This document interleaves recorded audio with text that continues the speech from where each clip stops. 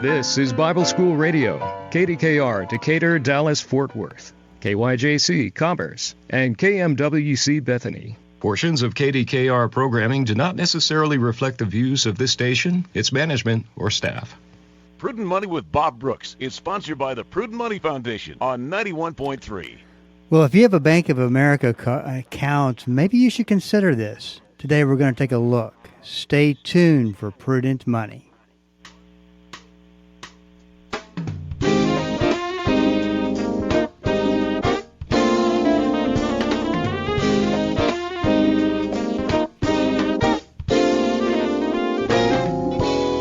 Good afternoon. This is Bob Brooks, and you are listening to the Prudent Money Radio Show. Thanks so much for joining me today. You know I do appreciate it.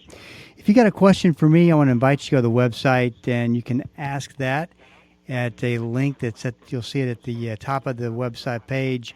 Just click through, and we'll get you taken care of. That's all in www.prudentmoney.com. So let's talk a little bit about what's going on with the market and what's to come, and what do the next 30 days look like. And I think that I was talking to somebody a little bit earlier today about this, is that it's kind of difficult to make investment decisions based on an election that is so tight and so close. And who knows whether you trust the polls or whatever they're saying. But I think what you're going to see the market doing here for the next 30 days is not much of anything, with a few opportunities to look at some data that either confirms that the Federal Reserve Board is doing the right thing, or maybe says, I don't know if you're doing the right thing or not. We'll start with tomorrow's unemployment numbers. Those should be positive. They should be fairly decent. If not, that would be a little bit of an issue. So we have that. We'll also have the inflation numbers that will come in November. Yeah, let's see. Oh, excuse me.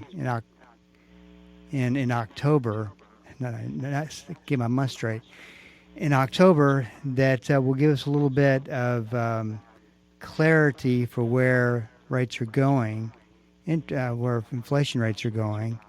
Then we come right into the election, which we will have one unemployment number. And the reason I even bring that up, because that's going to be important for really for both sides. One side to say, yeah, y'all have done a lousy job. Look at the unemployment that is rising. If we do get a bad report, or if we get a good report, the White House will declare that they've been very successful at fighting unemployment. So got a lot of politics going to be squeezed into 30 days or so, 31, 32 days. And I think for the most part, we're probably going to see much of a stock market that doesn't really know what to do. Okay, let's talk a little bit about what is happening at Bank of America. Now, and please know this, I am not trying to stir up conspiracy theories or imply something that is going on that may or may not be. I'm just taking a second here to talk to you about this story, and then you can think about whatever you come to conclusions as you will. It says, a technical issue that was preventing many Bank of America customers from accessing their bank accounts on Wednesday has been fully resolved, according to the bank. It appears that on Wednesday they had a massive outage, and so if you went to your phone and looked at your mobile app, it would say for most people it would say that your bank account was at zero. Not a very comforting thing. If you went online, it would say it was at zero as well. So reports of problems accessing bank accounts spiked at around 1 p.m. Eastern when the website Down Detector, which is a kind of a cool website actually, reported about 20,266 outages. Bank of America said in a statement, some mobile and online banking clients, excuse me, experienced an issue assessing their accounts and balance information earlier today. These technology issues have been fully resolved. We apologize for any inconvenience. Then it says in the article, Bank of America did not specify what caused the problem. And there's the problem right there. Anytime, security and the ability to, and the confidence that my money is safe in my bank is a big deal. For that, and I'm not saying that at any point, as far as anybody knows, that your money wasn't safe, but to put bank customers through that process of going to their bank account and seeing it at zero, it's a little unsettling. And it's a little unsettling for several reasons. Number one, it's a public relations nightmare. And it's almost as if Bank of America doesn't get this. But it also, the fact that they did not specify a problem says this to me about this bank.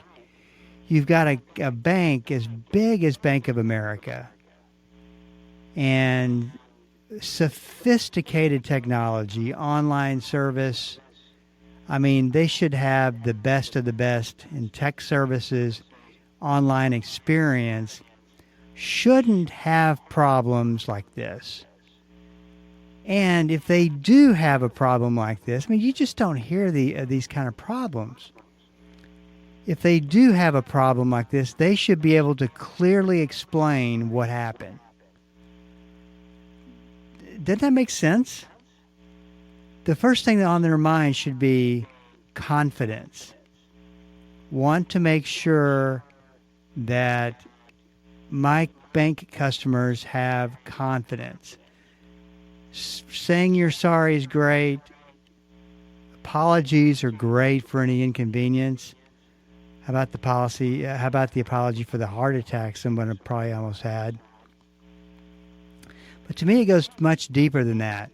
Not just saying, so sorry, but explaining what happened and making it make sense. Now, any situation in the past where a big organization like a Bank of America went through something like this, they always explain what the problem was.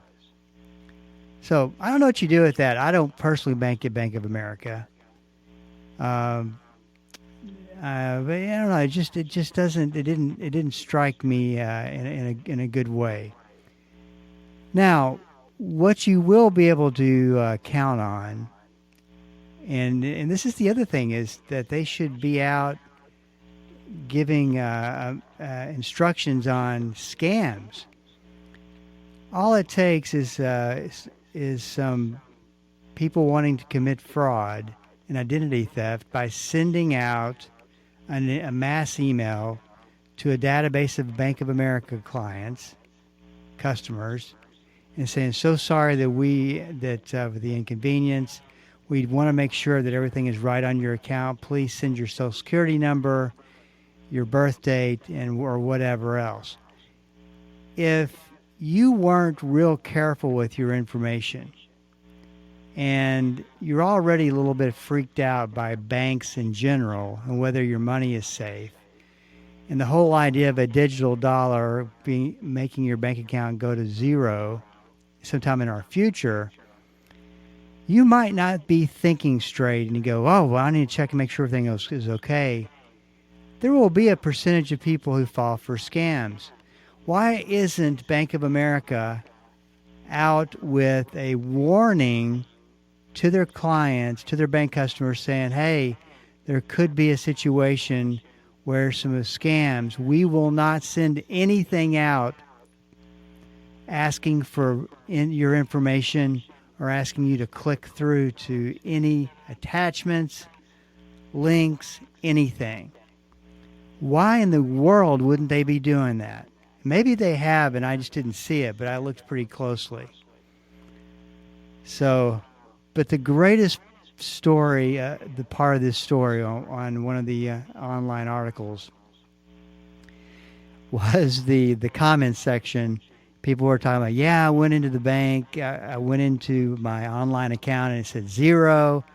I was petrified, lots of those. But then you see one that came across and said, well, shows my debt is doing just fine. That's pretty clever right there. This is Bob Brooks, and you are listening to the Prudent Money Radio Show. Thank you so much for joining me today. You know I do appreciate it. I appreciate you listening to the podcast. I appreciate you reading the blogs that I send out. If I could just be more consistent about that, I think that would be good as well. We're working on it. But I do appreciate you listening. I hope that you know that is very, very important to me. So let's talk a little bit about our favorite bank who's always in the news. Yes, it is your Wells Fargo story of the week. Now, if you listen, we did a massive recount. I think there were 9 issues. I mean, big issues like identity theft and overcharging people and just opening accounts in their names, and what you would call fraud, what I would call fraud, ended up not being fraud, or maybe it was fraud. And they think just a slap on the hand is all it's going to take. This story, I got to tell you, is very disturbing. And it's about an employee, and you can read about this online. Denise Prudhomme. I think I'm saying her name correctly. Prudhomme. As a bank employee, was found dead. We'll talk about this on the other side of the break. This is Bob Brooks. Stick around. I'll be right back.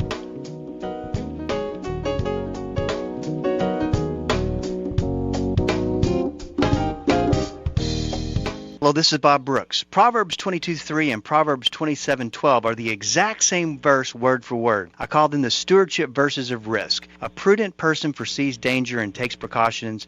The simpleton goes blindly on and suffers the consequences. On the Prudent Money Radio Show, we teach about risk, how to identify it, how to figure it out, and what to do about it. We believe that to be a prudent steward, you have to be a good risk manager. Listen to the Prudent Money Radio Show on Bible School Radio 91.3. Prudent Money, home of the modern-day steward movement. We who are the raised or raptured will never die again, so you don't have to worry about that. We'll dwell with him for 1,000 years, then we'll make a transition into the new heavens and the new earth, and we'll be with him forever. No more death for us. Dr. David Jeremiah continues his new series, The Coming Golden Age, next time on Turning Point.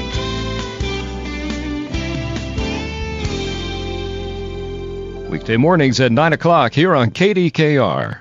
It's easy to let our worries envelop us. There's so much to worry about. But this week on A New Beginning, Pastor Greg Laurie points out worry is not a burden God expects us to bear. We'll learn to replace worry and fear with faith and contentment. It's a series called Worldview, this week on A New Beginning.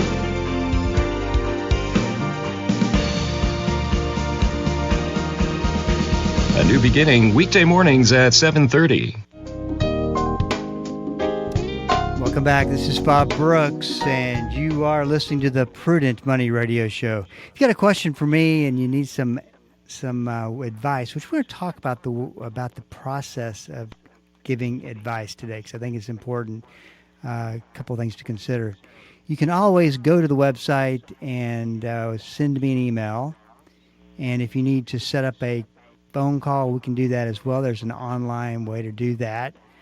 All we're trying to do is build a place where you can go and get advice and get information. And I think that is critical today to the success and the future success as you and we all try to be better stewards of what God has given us. That's off the website, prudentmoney.com. So I'm telling you this Wells Fargo story, and it is a little very disturbing. But this employee was found deceased in her cubicle at a Wells Fargo location in Tempe, Arizona in mid-August. And, of course, authorities are investigating her death. According to local news station KPNX, she scanned into work at 7 a.m. on August the 16th, but authorities reported there were no further scans recorded for the 60-year-old that day. I can't make this up. 4 days later, Tempe police were called to her Wells Fargo office on West Washington Street after on-site security expressed concern about an employee they believed to be deceased. She was pronounced dead at 4:55 p.m. The cause of death is pending investigation, and according to this news report, she was a business execution consultant in corporate banking, was located in part of the building designated for employees who typically work from home, resulting in that area being sparsely populated. A source indicated that patrols rarely checked between cubicles throughout the office. An anonymous employee claimed that the 24-hour on-site security should have discovered her sooner, describing the situation as negligent. So there's a lot of things that don't make sense about this story. I mean, where's her family? Unless maybe she lives by herself, and missing for 4 days, and nobody knew. And so I just that story blew my mind. I mean, to me, with Wells Fargo, with everything that they still are in the news. And the last time that I read the list of issues about that Wells Fargo has been accused of or found to be guilty of or whatever, there's always a new one. There's always seems to be a new Wells Fargo story. I'm not telling you don't bank there. I'm just telling you that's a little messed up culture, company culture. And when that starts affecting the banking side of things, I don't know, maybe you should consider alternative banks. But, you know, that's the problem. And we had some representatives from J.D. Power, and they work with a lot of, this particular division works with a lot of banks and customer service and helps banks connect with their customers.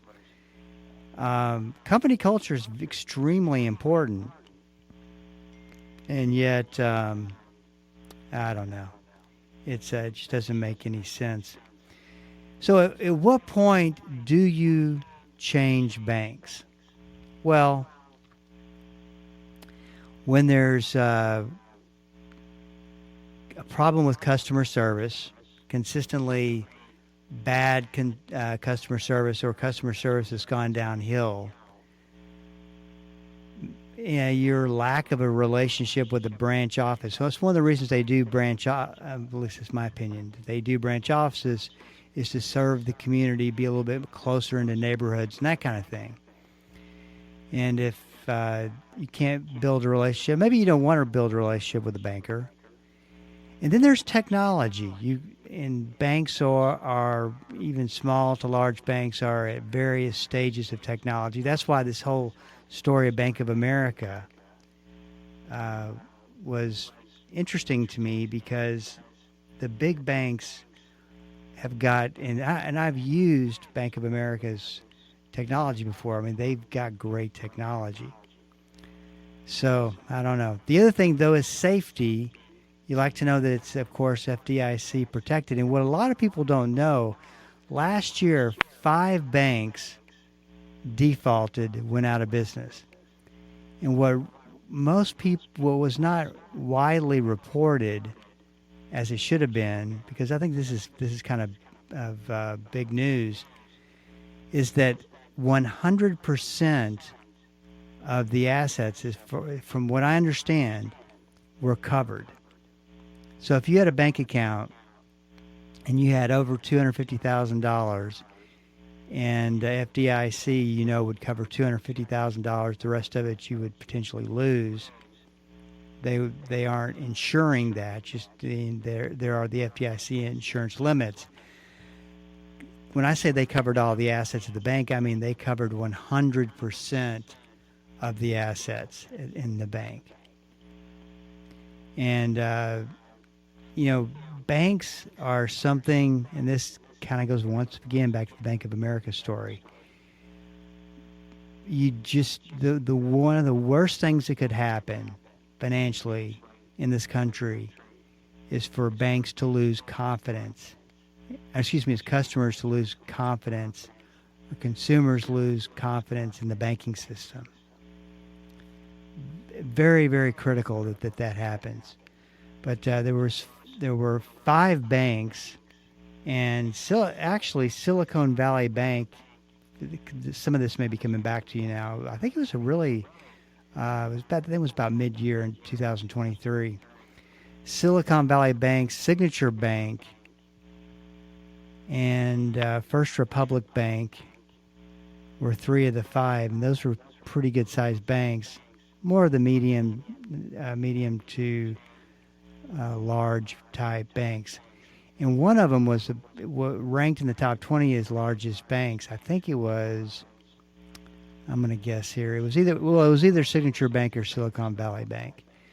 But those are the things that you consider. I was talking to someone a little bit earlier today, and I was talking about, one of the biggest hassles is changing banks. You got to change direct deposits. You got to change where, if you have anything automatically paid.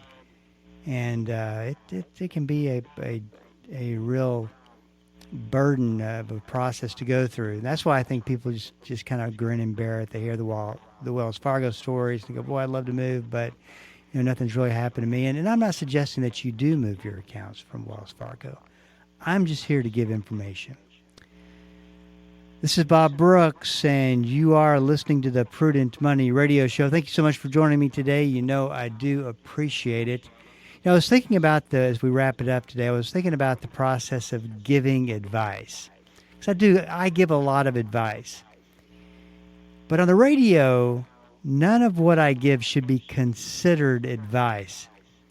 Because advice, you gotta take it for how the definition of advice. I mean, advice is assuming that the person giving advice has experience and has the experience to give somebody advice on a situation that person knows all of the information.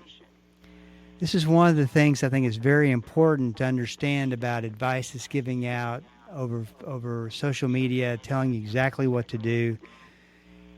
Instead of stressing that, this is just my opinion, this is what I think that you should do. But you can't give out an opinion and expect that to affect everybody that covers, that applies to everybody, that's good advice, because everybody is so different when it comes to their financial situations and the different situations that go along with money in general. So one-on-one is the only way that you really get advice. And opinions, lots of people have opinions, but an opinion may or not be a good option for you in your particular situation. So know that, as there's a lot of people who've got a lot of opinions then they disguise it as advice. Not good. One of the things that we're trying to do, and we'll be working on this and rolling out more information, is that I would like to see prudentmoney.com become an advice portal, a place that you can go and talk to somebody and get information and get specific in your situation. That's why we always give out the link to ask a question through the email, because I do answer all those questions myself, or a 15, 20-minute phone call if that would even be better for you. But advice is so critical, And I just don't think, one of the problems that I'm seeing with, especially with the brokerage houses, financial services companies, is that there's just, it seems like resources as far as advice go and resources to figure out what to do about the situations with your money are just really kind of drying up.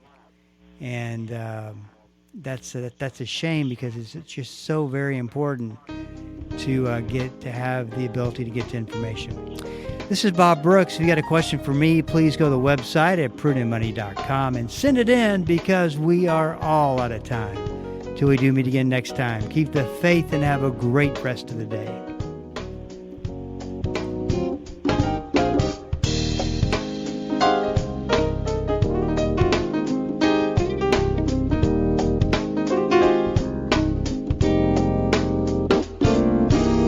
That's all the time we have for today. Questions or comments for Bob, or to find out more great information like what you've just heard, visit www.prudentmoney.com. Be sure to join Bob Brooks again for the next edition of Prudent Money.